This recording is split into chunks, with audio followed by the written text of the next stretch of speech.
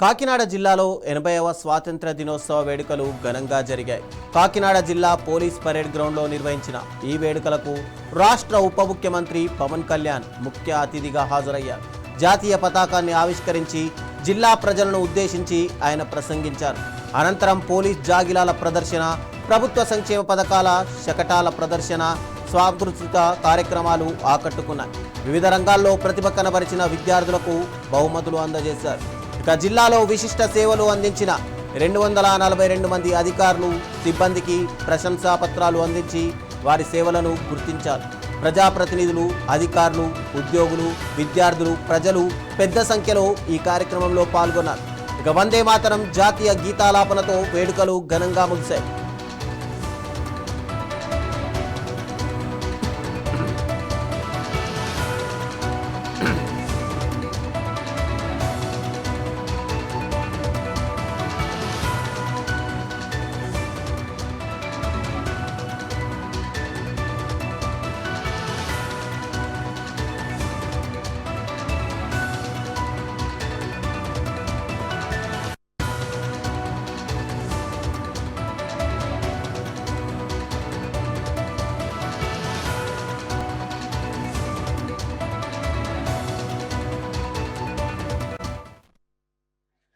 స్వాతంత్ర దినోత్సవం సందర్భంగా ఈ కార్యక్రమానికి చేసిన గౌరవ పార్లమెంట్ సభ్యులకి, శాసనమండలి సభ్యులకి, వివిధ కార్పొరేషన్ల చైర్మన్లకి, పార్లమెంటేరియన్స్కి,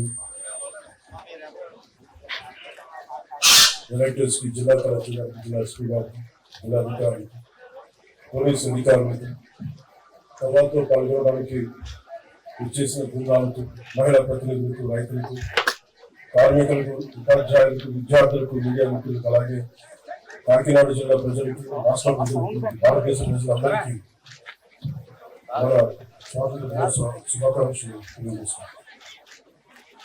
ఈ తీర ప్రాంతం నుంచి జాతీయ పతాకం సాక్షిగా మన స్వాతంత్రాన్ని స్మరించుకుంటున్న ఈ రోజు ఎంతో ప్రత్యేకమైనది. 80 సంవత్సరాల అంటే దాదాపు 8 దశాబ్దాల భారత ప్రయాణం. ఒక తరం స్వాతంత్రం కోసం పోరాడింది, ఒక తరం ఆ స్వాతంత్రాన్ని కాపాడింది, మరో తరం దేశ నిర్మాణానికి పునాదులు వేసింది. ఇప్పుడు భారతదేశం మరింత బలమైన, సమర్థవంతమైన, స్వయం సమృద్ధి కలిగిన దేశంగా ప్రపంచానికి నాయకత్వం వహించే దిశగా అడుగులు వేస్తున్న తరుణంలో ఆ మహత్తర ప్రయాణాన్ని మరింత వేగంగా, మరింత గొప్పగా ముందుకు తీసుకెళ్లే బాధ్యత అన్ని తరాల మీద ఉంది, ప్రత్యేకించి కొత్త తరం మీద. ఈ సంవత్సరం మన స్వాతంత్ర దినోత్సవానికి